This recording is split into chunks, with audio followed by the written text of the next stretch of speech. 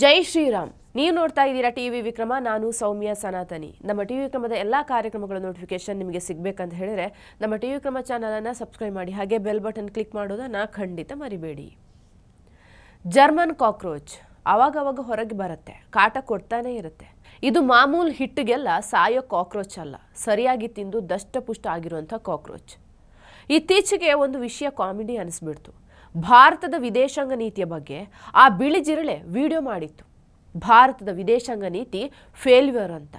ಆ ಜಿರಳೆಗೆ ಈ ವಿಡಿಯೋವನ್ನು ಸಮರ್ಪಣೆ ಮಾಡ್ತಾ ವಿಷಯ ಶುರು ಮಾಡ್ಕೊಳ್ತೀನಿ. ಈ ವರ್ಷ ಯುದ್ಧಗಳ ವರ್ಷ ಆಗ್ಬಿಟ್ಟಿದೆ. ಪ್ರಪಂಚದ ಬೇರೆ ಬೇರೆ ಕಡೆಯಲ್ಲಿ ವಾರ್ ನಡೀತಾನೆ ಇದೆ. ಈಗ ಇಸ್ರೇಲ್ ಇರಾನ್ ವಾರ್ ಶುರುವಾಗಿದೆ.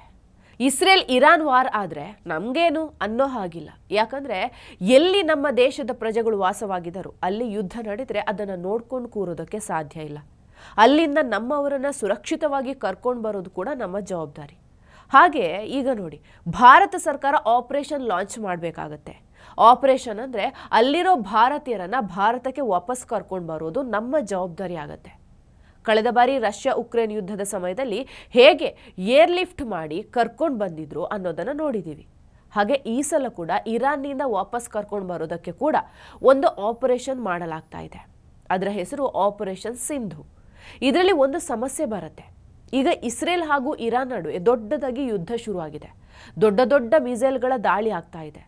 ಇಂಥ ಟೈಮಲ್ಲಿ ಯಾವುದೇ ದೇಶ ಆದರೂ ಕೂಡ ತನ್ನ ಏರ್ ಸ್ಪೇಸನ್ನು ಸಂಪೂರ್ಣವಾಗಿ ಕ್ಲೋಸ್ ಮಾಡಿಬಿಡುತ್ತೆ. ಇವನ್ ಇರಾನ್ ಕೂಡ ಅದೇ ಮಾಡಿದೆ. ಹಿಂಗಿರುವಾಗ ಭಾರತ ಅವರನ್ನೆಲ್ಲ ಕರ್ಕೊಂಡು ಬರೋದು ಹೇಗೆ? ಲ್ಯಾಂಡ್ ರೂಟ್ನಿಂದ ಅದೆಲ್ಲ ತುಂಬ ಕಷ್ಟ ಆಗಿಬಿಡುತ್ತೆ.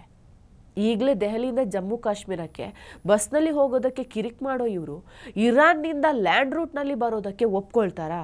ಆ್ಯಂಡ್ ಅದು ಸೇಫ್ ಕೂಡ ಅಲ್ಲ. ಇದನ್ನೆಲ್ಲ ನೋಡಿ ಇರಾನ್ ಕೇವಲ ಭಾರತಕ್ಕಾಗಿ ಅಷ್ಟೇ ತನ್ನ ಏರ್ ಸ್ಪೇಸ್ನಲ್ಲಿ ಪರ್ಮಿಷನ್ ಕೊಟ್ಟಿದೆ. ಅದು ಭಾರತೀಯರನ್ನು ವಾಪಸ್ ಕರ್ಕೊಂಡು ಹೋಗಲಿ ಅನ್ನೋ ಕಾರಣಕ್ಕೆ. ಇದರಲ್ಲಿ ಚಿಕ್ಕ ದೇಶ ಆದಂತಹ ಆರ್ಮೇನಿಯಾದ ಪಾತ್ರ ಕೂಡ ತುಂಬ ದೊಡ್ಡದಿದೆ. ಭಾರತದ ಜೊತೆ ಈ ಆರ್ಮೇನಿಯಾದ ಸಂಬಂಧ ಈಗ ಕೆಲ್ಸಕ್ಕೆ ಬಂದಿದೆ ನೋಡಿ. ಅದರಿಂದ ಉಪಯೋಗ ಕೂಡ ಆಗಿದೆ. ಆಪರೇಷನ್ ಸಿಂಧುವನ್ನು ಯಾಕೆ ಲಾಂಚ್ ಮಾಡಿದ್ರು? ಇಸ್ರೇಲ್ ಇರಾನ್ ಯುದ್ಧ ಆಯಿತು. ಎರಡೂ ದೇಶಗಳು ದೊಡ್ಡ ದೊಡ್ಡ ಕ್ಷಿಪಣಿಗಳಿಂದ ದಾಳಿ ನಡೆಸಿದ್ರು. ಇದನ್ನೆಲ್ಲ ಈಗಾಗಲೇ ನೋಡಿದ್ದೀರಾ. ಈಗ ಭಾರತ ಮೂಲದ ತುಂಬ ಸ್ಟೂಡೆಂಟ್ಸ್ಗಳು, ಪ್ರೊಫೆಸರ್ಗಳು ಇರಾನ್ನ ಒಳಗೆ ಸಿಕ್ಕಾಕೊಂಡಿದ್ದಾರೆ. ಒಟ್ಟು 4,000ಕ್ಕೂ ಹೆಚ್ಚು ಭಾರತೀಯ ಪ್ರಜೆಗಳು ಇರಾನ್ನಲ್ಲಿ ಇರೋ ಅಂದಾಜು ಮಾಡಲಾಗಿದೆ. ಇವರೆಲ್ಲ ಒಂದೇ ಕಡೆ ಇಲ್ಲ. ಕೆಲವರು ತೆಹ್ರಾನಲ್ಲಿದ್ದಾರೆ, ಇನ್ನು ಕೆಲವರು ಮಷಾದ್, ಕಾಮ್, ಹೀಗೆ ಬೇರೆ ಬೇರೆ ಕಡೆ ಇದ್ದಾರೆ. 4,000 ಜನರಲ್ಲಿ ಮ್ಯಾಕ್ಸಿಮಮ್ ಸ್ಟೂಡೆಂಟ್ಸ್ಗಳೇ ಇದ್ದಾರೆ. ಹಾಗೆ ಆ ಸ್ಟೂಡೆಂಟ್ಸ್ಗಳಲ್ಲಿ ಮ್ಯಾಕ್ಸಿಮಮ್ ಜಮ್ಮು ಕಾಶ್ಮೀರದವರೇ ಇರೋದು. ಇದನ್ನೆಲ್ಲ ನೋಡಿ ಅವರನ್ನು ರಕ್ಷಿಸೋದಕ್ಕೆ ಅಂತ ಭಾರತ ಆಪರೇಷನ್ ಸಿಂಧು ಲಾಂಚ್ ಮಾಡಿದೆ. ಸಿಂಧು ಅಂದರೆ ನಿಮಗೆ ಗೊತ್ತೇ ಇದೆ, ಸಿಂಧು ನದಿ, ಇಂಡಸ್ ರಿವರ್, ಇದರ ಹೆಸರಲ್ಲಿಯೇ ಈ ಆಪರೇಷನ್ ನಡೀತಾ ಇದೆ. ಈ ಆಪರೇಷನ್ನ ಉದ್ದೇಶ ಏನಂದರೆ ಎಲ್ಲ ಭಾರತೀಯರನ್ನು ರಿಸ್ಕ್ ಏರಿಯಾದಿಂದ ಹೊರಗೆ ಕರ್ಕೊಂಡು ಬರೋದು, ನಂತರ ಅವರನ್ನು ಸೇಫಾಗಿ ಭಾರತಕ್ಕೆ ಕರೆತರೋದು. ಈಗ ಪ್ರಶ್ನೆ ಮೂಡೋದು, ಇರಾನ್ ಭಾರತಕ್ಕೆ ಇಷ್ಟೊಂದು ರಿಯಾಯಿತಿಯನ್ನು ಯಾಕೆ ಕೊಡ್ತು ಅಂತ. ಮೊದಲೇ ಹೇಳಿದ ಹಾಗೆ ಸಣ್ಣ ಪುಟ್ಟ ವಾರ್ ಆದರೂ ಕೂಡ ಇರಾನ್ ತನ್ನ ಏರ್ ಸ್ಪೇಸ್ ಕ್ಲೋಸ್ ಮಾಡಿಬಿಡುತ್ತೆ. ಈಗಂತೂ ಫುಲ್ ಸ್ಕೇಲ್ ವಾರ್ ನಡೀತಾ ಇದೆ. ಇಂಥ ಟೈಮಲ್ಲಿ ಇಂಡಿಯಾಗೆ ಏರ್ ಸ್ಪೇಸ್ ವಿನಾಯಿತಿ ಕೊಡೋದು ದೊಡ್ಡ ವಿಷಯ ಆಗಿಬಿಡುತ್ತೆ. ಇರಾನಿ ಅಥಾರಿಟೀಸ್ ಏನಿದ್ದಾರೆ ಅವರು ಟೆಂಪರವರಿ ಕಾರಿಡಾರನ್ನು ಅಪ್ರೂವ್ ಮಾಡಿದ್ದಾರೆ ಭಾರತೀಯರನ್ನು ಸುರಕ್ಷಿತವಾಗಿ ಸ್ಥಳಾಂತರಿಸೋದಕ್ಕೆ. ಈ ಸ್ಥಳಾಂತರದ ಫ್ಲೈಟ್ಗಳು ಡೈರೆಕ್ಟಾಗಿ ಇರಾನ್ನಿಂದ ಟೇಕ್ ಆಫ್ ಆಗಿ ಭಾರತಕ್ಕೆ ಬರ್ತವೆ, ದೆಹಲಿಗೆ ಬಂದು ಇಳಿತವೆ. ಮೊದಲನೇ ಸಲವೇ ರಾತ್ರೋರಾತ್ರಿ 3 ವಿಮಾನಗಳು ಭಾರತಕ್ಕೆ ಬಂದಿದ್ದಾವೆ.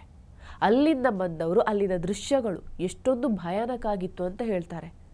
ಅವರು ಎಲ್ಲಿ ಸ್ಟೇ ಆಗಿದ್ರು ಅಲ್ಲಿಗೆ ಹೋಗಿ ಅವರನ್ನು ಕರ್ಕೊಂಡು ಬಂದಿದ್ದಾರೆ ಅನ್ನೋ ಮಾಹಿತಿಯೂ ಇದೆ.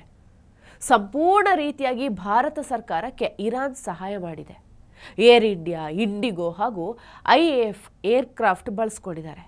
ಜೊತೆಗೆ ಅಕ್ಕಪಕ್ಕದ ದೇಶಗಳಾದ ಆರ್ಮೇನಿಯಾ, ಓಮನ್ ಅಲ್ಲಿಯೂ ಸಿದ್ಧತೆ ಮಾಡಿಕೊಂಡಿದ್ರು. ಈಗ ಪ್ರಶ್ನೆ, ಇರಾನ್ ಭಾರತಕ್ಕಾಗಿ ಏರ್ ಸ್ಪೇಸ್ ಓಪನ್ ಮಾಡಿರೋದು ಯಾಕೆ? ತುಂಬ ದೊಡ್ಡ ವಿಷಯ ಆಗುತ್ತೆ ಅಂತ.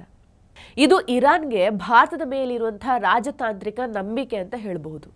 ಇದು ಇಂಟ್ರೆಸ್ಟಿಂಗ್ ಯಾವಾಗ ಅನಿಸುತ್ತೆ ಅಂದರೆ, ಇತ್ತ ಭಾರತ ಇಸ್ರೇಲ್ ಜೊತೆ ಎಷ್ಟು ಕ್ಲೋಸ್ ಇದೆ ಅನ್ನೋದು ಎಲ್ರಿಗೂ ಗೊತ್ತಿದೆ. ಅದರ ನಂತರವೂ ಈ ತರಹ ಇರಾನ್ ಸಹಾಯ ಮಾಡೋದು ದೊಡ್ಡ ವಿಷಯವೇ. ಇನ್ನು ಭಾರತ ಇಸ್ರೇಲ್ ಜೊತೆನೂ ಮಾತುಕತೆ ನಡೆಸಿರಬಹುದು. ನಮ್ಮ ವಿಮಾನಗಳು ಬರುತ್ತವೆ, ಅವರನ್ನು ಶಿಫ್ಟ್ ಮಾಡ್ಕೊಳ್ತೀವಿ ಅಂತ.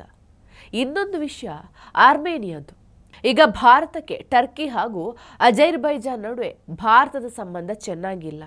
ಇಂಥ ಟೈಮಲ್ಲಿ ಆರ್ಮೇನಿಯಾ ಅನ್ನೋ ಸಣ್ಣ ದೇಶದ ಜೊತೆ ಒಳ್ಳೆಯ ಸಂಬಂಧ ಬೆಳೆಸ್ಕೊಂಡು ಅವರ ಸಹಾಯದಿಂದ ಕರ್ಸ್ಕೊಂಡಿದ್ದು ಸಾಧಾರಣ ವಿಷಯ ಅಂತೂ ಖಂಡಿತ ಅಲ್ಲ.